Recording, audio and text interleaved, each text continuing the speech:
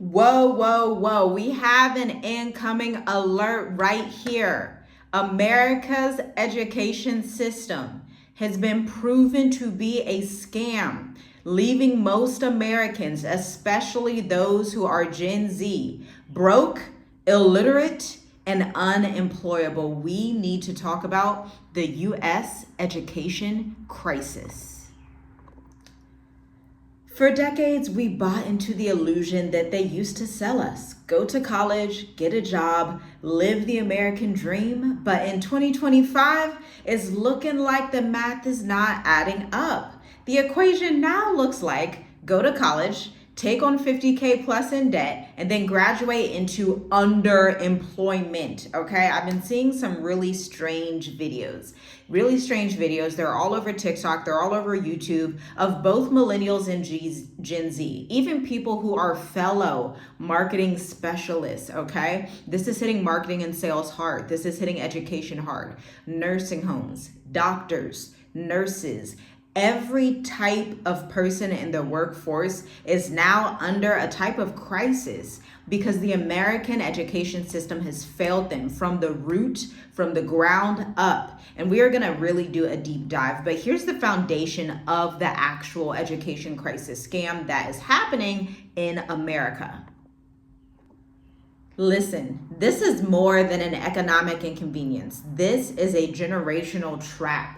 And if we're honest, it's a system that has been intentionally built, okay, to keep people like you dependent, docile, and indebted. Now listen to Proverbs 22:7. It's one of my favorite scriptures to quote, okay? I bring this scripture with me into any financial decisions we are making for our family. The borrower is servant to the lender. Listen to this statistic. When 43 million Americans collectively owe 1.6 trillion, I almost said million, trillion in student loans, that's not an opportunity. That's mass servitude with a diploma. And get this, debt is the new type of diploma. Let's strip away the glossy brochures and the graduation day smiles and the cap and the gown, and let's talk about the reality, okay?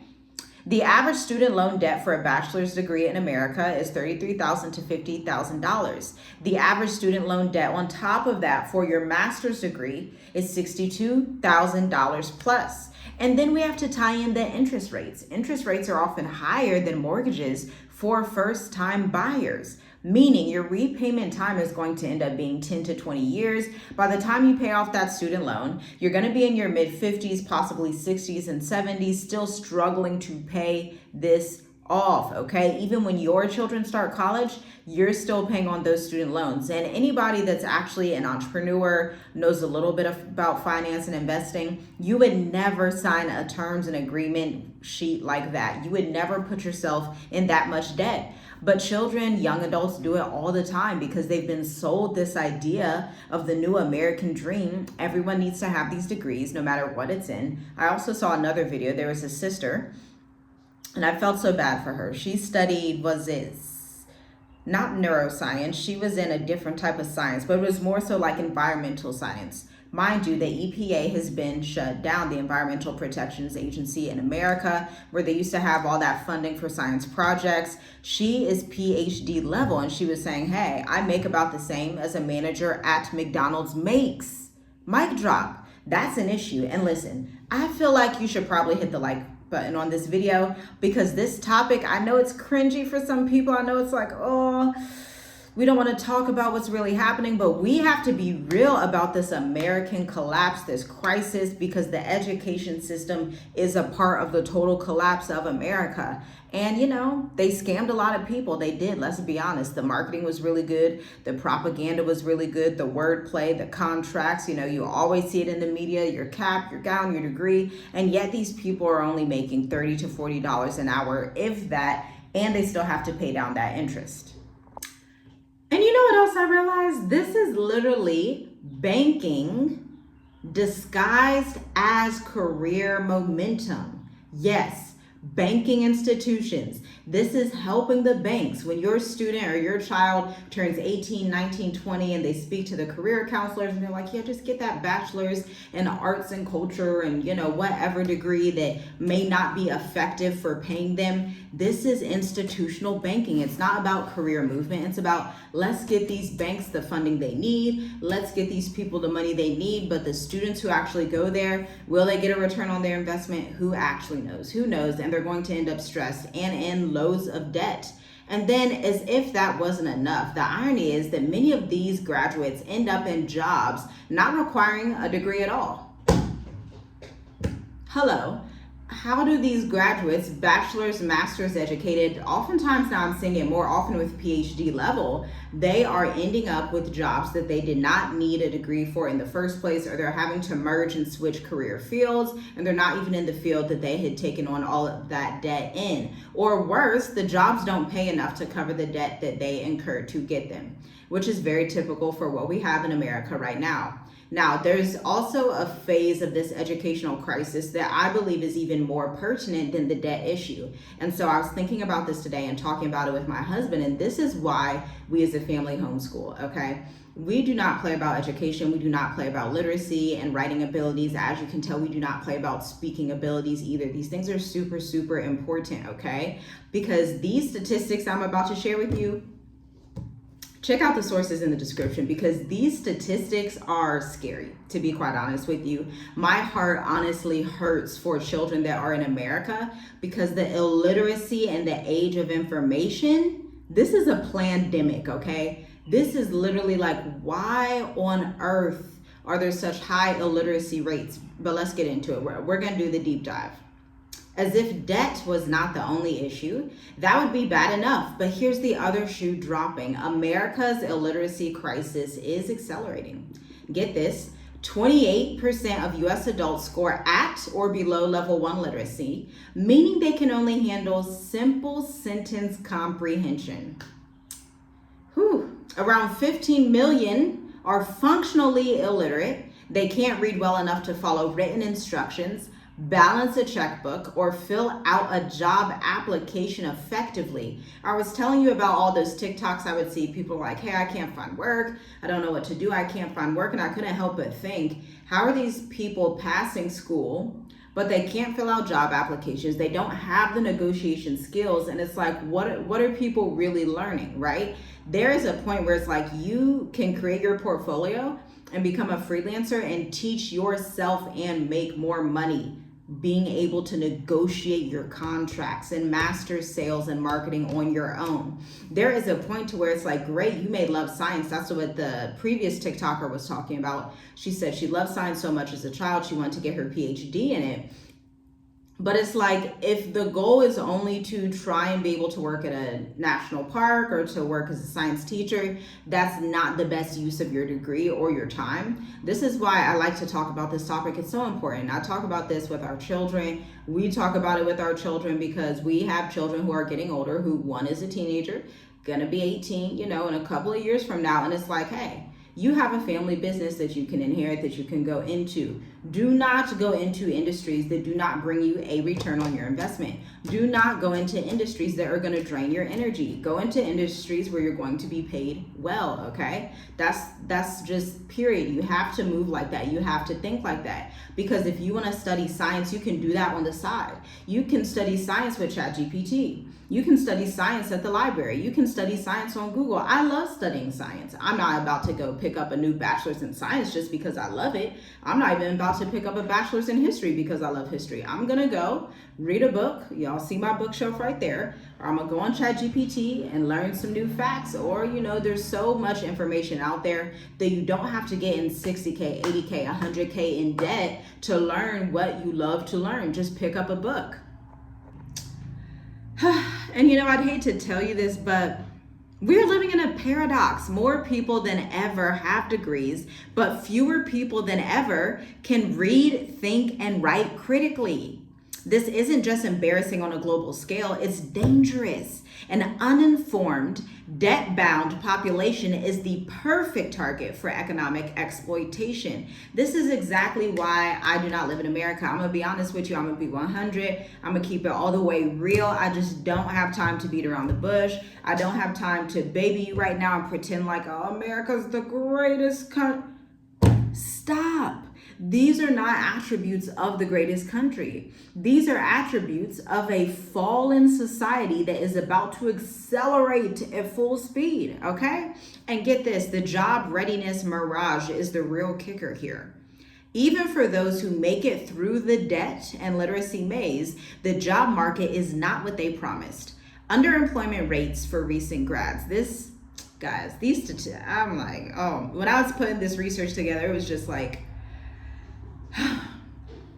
because again, what triggered it was the TikToks I've been watching, and I'm like, okay, there's something deeper going on here when we have this amount of people, just from a statistical standpoint. If anybody took statistics in college, okay, that was one of my favorite classes. I don't love math, but I like statistics and probability, because this should not be happening. And I want you to leave a comment down below and let me know why you think this is happening. But I'm gonna go ahead and tell you this statistic. The underemployment rate for recent grads, over 41% of recent grads, meaning they've worked in jobs that don't require a degree, are not employed, or they are below their level of employment. Now, entry-level job postings are down 35% since early 2023, with over 100K or fewer monthly openings. And then the unemployment rate for new grads is 5.3%, which is higher than the national average. This should not be happening. Why is the unemployment rate for new grads higher than the unemployment rate for regular people that did not go to college? Somebody inform me of what's going on. From a statistical standpoint, this does not make sense. This is not logical. The numbers aren't numbering. The numbers are not adding up. Why is the unemployment rate higher for new grads than the national average unemployment rate? Degrees are becoming more expensive, and participation trophies in a labor market are driven by skills, adaptability, and entrepreneurial thinking, not just credentials. This is why I tell you guys, you want to be entrepreneurs. I'm telling you, if you feel like you're not an entrepreneur, it does not matter. Become an entrepreneur. Figure out how to do it. Read some books. I have a whole list of books that I love reading on business and economics and sales and marketing and all the things, even psychology. I love human psychology. That was my major in college. I love psychology. And listen, you have to think like an entrepreneur, and the rest of the world knows this. You come to Southern Africa, you come to West Africa, you go to North Africa, you go to the Middle East. It doesn't matter. You go to Thailand, you go to Philippines, you go anywhere else in the world that's not America. Europe is somewhat like this. It's not as much. But if you're in the global South, people know that there's not jobs available, so they are more entrepreneurial. They're going to have trades. They're going to have skill sets. And so if you're listening and you're like, what do I tell my nieces and nephews? What do I tell my children? They need to be electricians, plumbers, or they need to be really, really good at communications and writing, but from an entrepreneurial standpoint. If they love the arts, they love dancing, from an entrepreneurial standpoint, not from a job standpoint. They need to be able to package their expertise and negotiate effectively. You know, I was thinking I probably need to put out a negotiations course, because I'm realizing people do not know how to negotiate. I have no idea why. I have no idea why people spend $60,000, $80,000 on bachelor's degrees, but nobody taught them how to negotiate in the workplace. Nobody taught them how to negotiate their contracts in business. They need to have a take it or leave it approach, but that confidence can only come across when you know you are excellent at what you do. So that means you need to be excellent at what you do. You need to be skilled. You need to, if you are under the sound of my voice and nobody has told you this before, this was a quote that went around in my house all the time as a child. Education is the key out of poverty.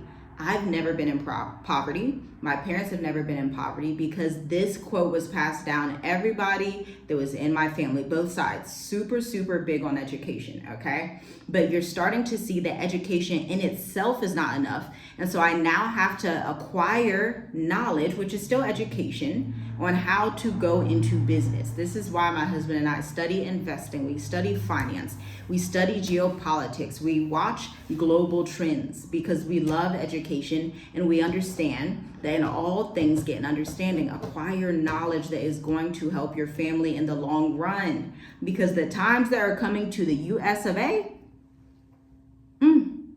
Ciao. But let's talk a little bit from a biblical standpoint. Bible finance meets modern debt culture. I'm going to be blunt with you here just so you know. The student loan system is anti-kingdom economics, period. Yah's financial system was always about freedom, multiplication, and proper stewardship.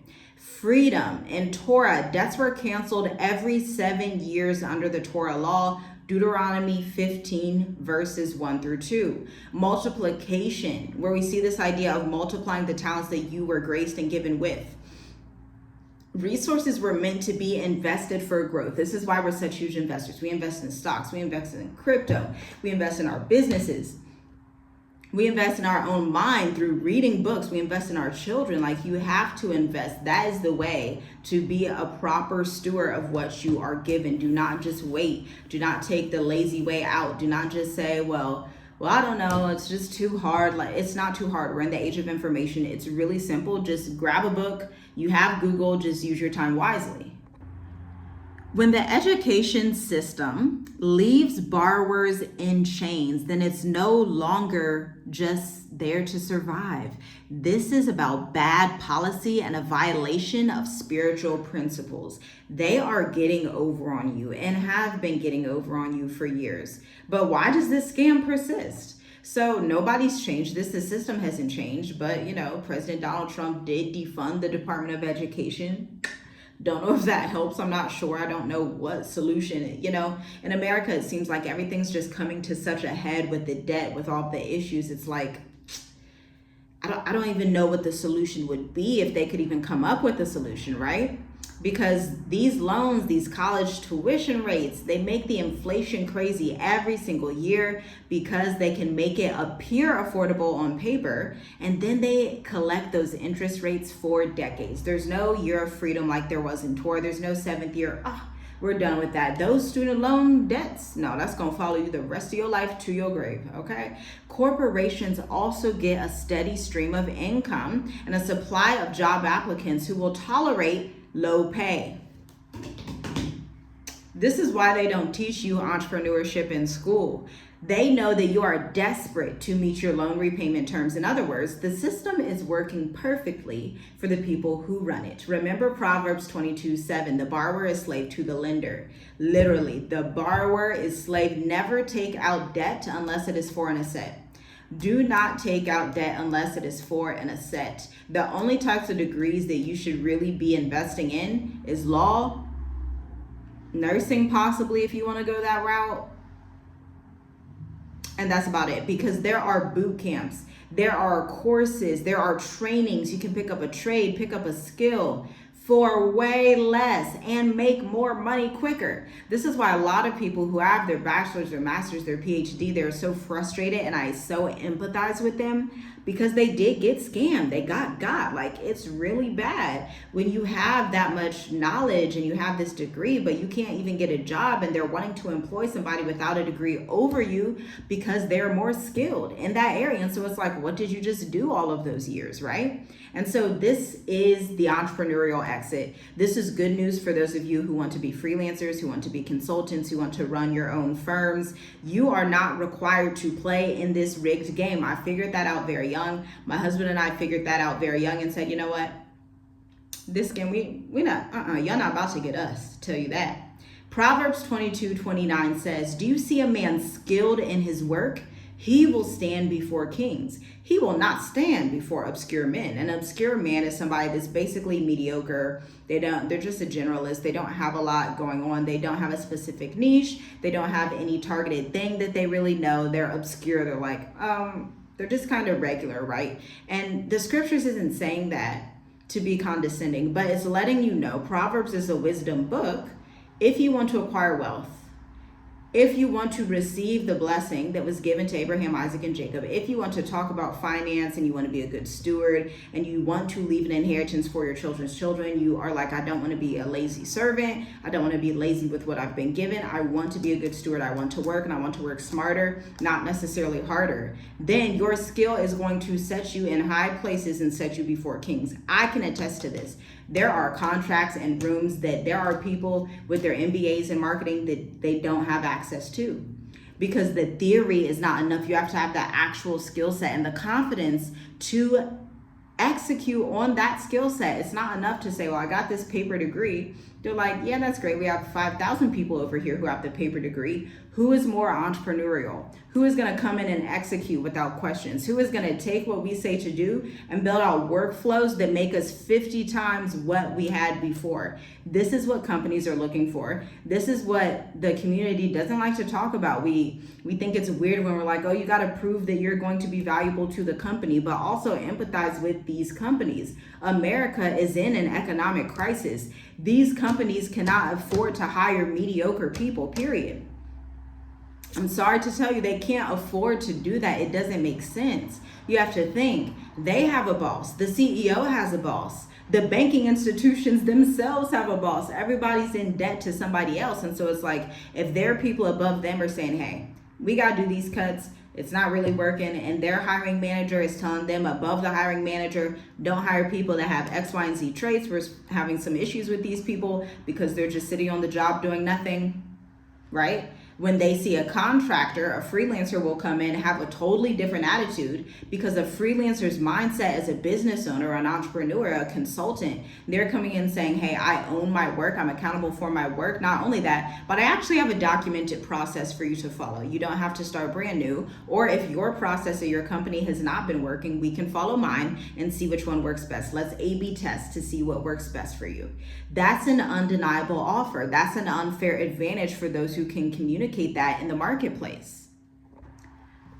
Again, the marketplace rewards value, and value comes from skills, coding, copywriting, design, sales, investing, not just diplomas. Now, I want you to also leverage low-cost learning. We live in a time where you can get internet connection, and a couple hundred, maybe $1,000, $2,000 will get you a good consulting course. You can take multiple courses. I've taken a multitude of courses. When I tell you I love learning, I just don't go in debt to learn. I read books. I take courses from people who are ahead of me, and I always read. It's really simple. Just always read. It's a low startup cost, you know. What's better? Pay $2,000 for a course, $3,000 for a business mentorship where you're going to learn sales and marketing and learn your content creation, learn data analytics, copywriting, how to A/B test, how to do split tests with your retention marketing campaigns, or get 60, 80K in debt with no clear ROI or path to a career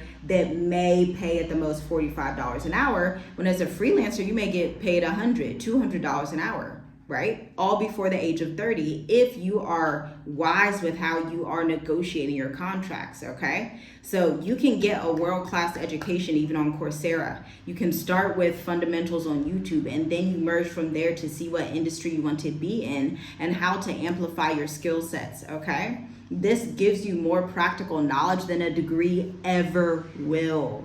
And I want you to build before you borrow. Start your side hustles. Start your service-based businesses, and freelance work can be started for basically nothing at all. Learning to monetize your skills before taking on debt flips the script.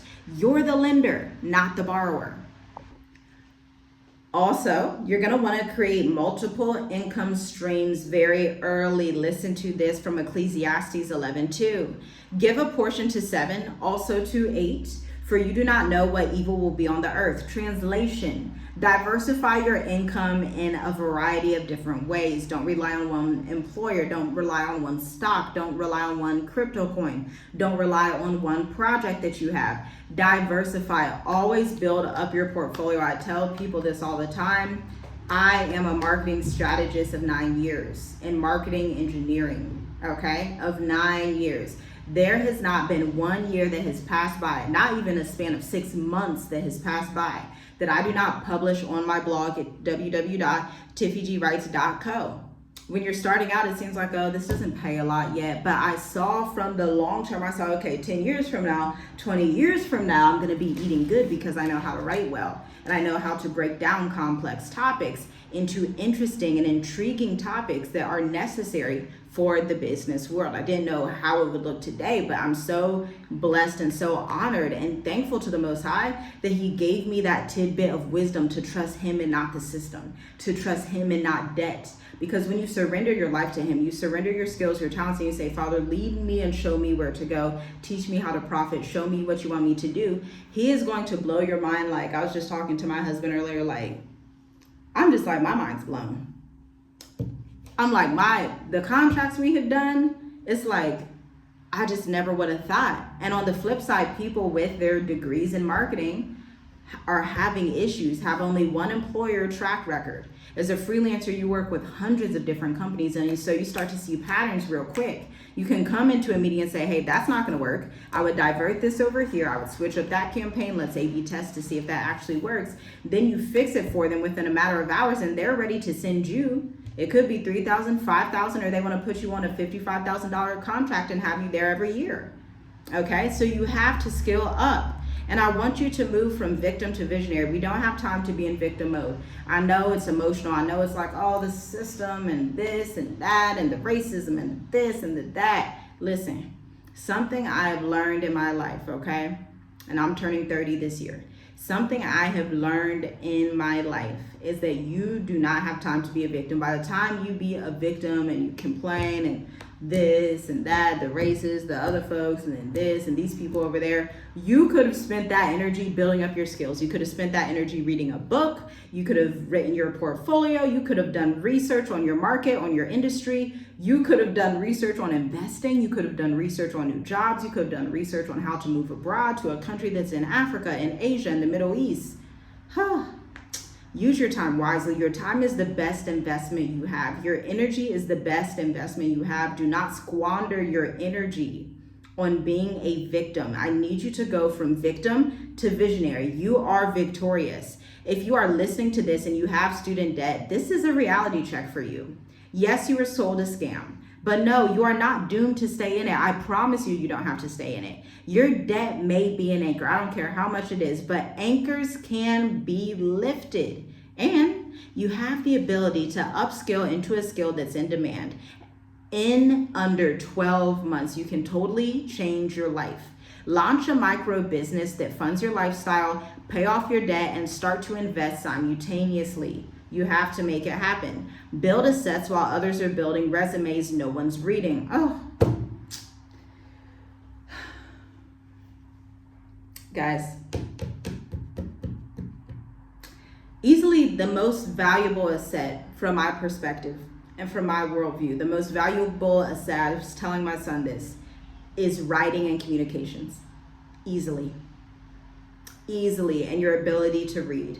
High literacy rates. Because it is scary that people are having job applications and they cannot adequately fill out the applications because of lack of reading comprehension. This should be scary. Somebody should be sounding the alarm. There should be sirens going off. Somebody should, that is bad. But listen, I was telling my husband this earlier, y'all, listen. Remember, in the slave days, they did not want the slaves to read. You have to understand, literacy is this widespread literacy is new in the world and new in America. You have power over a people that do not know how to read. So of course, Donald Trump, forget that. Department of Education where? We don't need them people to know how to read.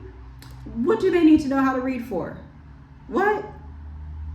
That if you don't know how to read, if you cannot adequately answer a question, if you do not have the social emotional skills, if you cannot guarantee results, if you do not know how to articulate yourself in an environment where you are negotiating your contract, if you do not see getting a job as a contract negotiation in the first place, if you cannot appeal to the human buyer psychology, everything else is in vain. I'm telling you, because when you do your trigonometries and your geometries, you're not using that in the real world. When you go through all these scientific studies and you look at Pluto and Mars and what they got going on Venus and all this, the 39th star that's to the left side, that is not applicable to the real world. The real world, the earth, globally, rewards people who communicate well, can show up confident, and can effectively articulate the value they provide to the marketplace undeniably. If there is room for doubt in what you do, they're not going to hire you. They're not going to want you. And I'm sorry to tell you that, okay?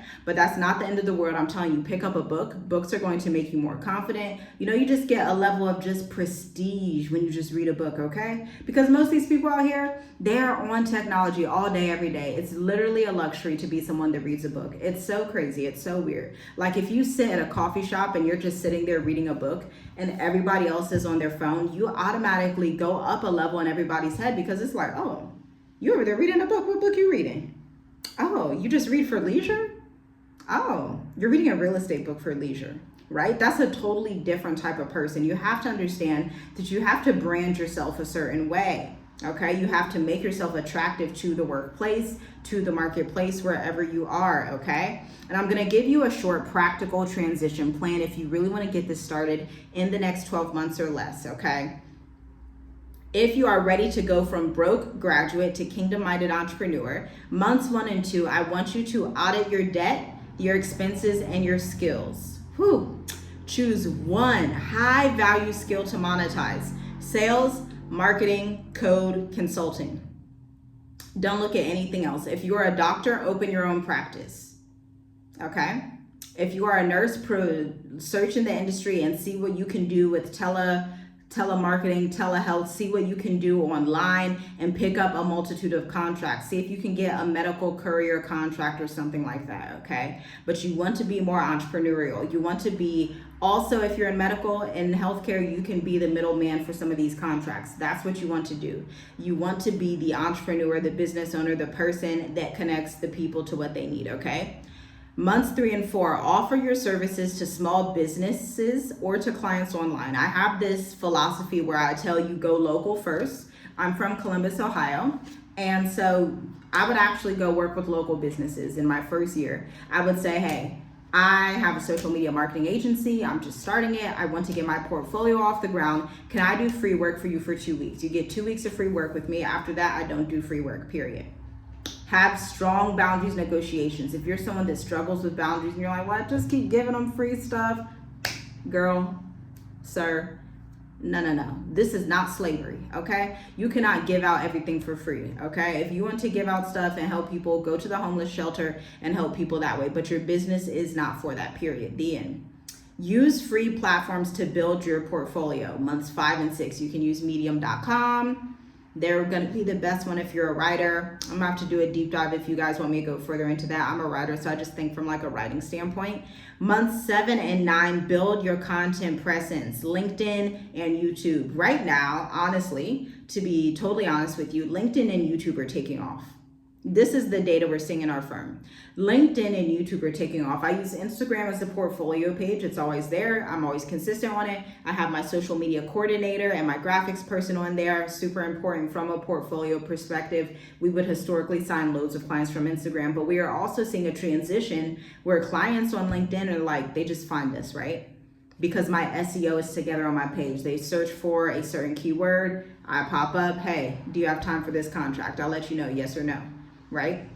So LinkedIn is top tier. LinkedIn is just the place to be, okay? If you are a serious entrepreneur and you don't have a LinkedIn, I probably won't take you seriously, to be quite honest. And then months 10 and 12, I want you to go ahead, set up your LLC or business structure and begin investing your profits into low-cost index funds, real estate partnerships, or business expansion. And by the end of the year, August 2026, you may not be completely debt-free yet, but you are well on your way from operating from power and not panic. And here's my final word to you. The American education machine was never designed to make you free, but kingdom principles were. The principles that are ancient, that are in the Bible, are going to take you to where you need to be. If you start thinking like a steward, if you start thinking, okay, I'm a child of a king, I've been giving a set amount of talents and skills and money and wealth. Even if you don't think you have wealth, I'm telling you, there's something wealthy about you. I'm telling you that right now. And if you start to think, let me steward this property, then you don't have the time, this properly, I should say. Then you don't have the time or mindset to say, well, I don't feel like it. I'd rather watch Netflix, or I want to take a break, or cut the excuses. That's not going to help you. That's not going to get you out of debt. Okay.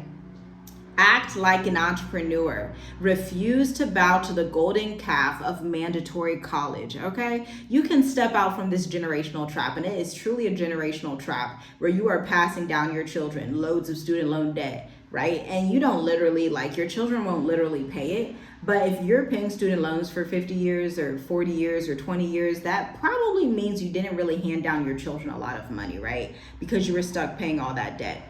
Listen. You can step out, and when you do, you won't just improve your own life, but you will be modeling for your children, your community, and the nations what it looks like to serve Yah when people refuse to be servants to the lender. Remember, you are designed to be you are designed to be not a borrower. You are designed to be free. Understand that borrowing is not going to help you. You are designed to be a lender and not a borrower, the head and not the tail. This is your heavenly mandate, your heavenly designation. Believe it, trust it, surrender your life to the Most High, and He will show you what you need to do. Be encouraged, be motivated, and stay out of this crazy debt, y'all. That's a scam. Once you know better, you do better. Shalom, shalom.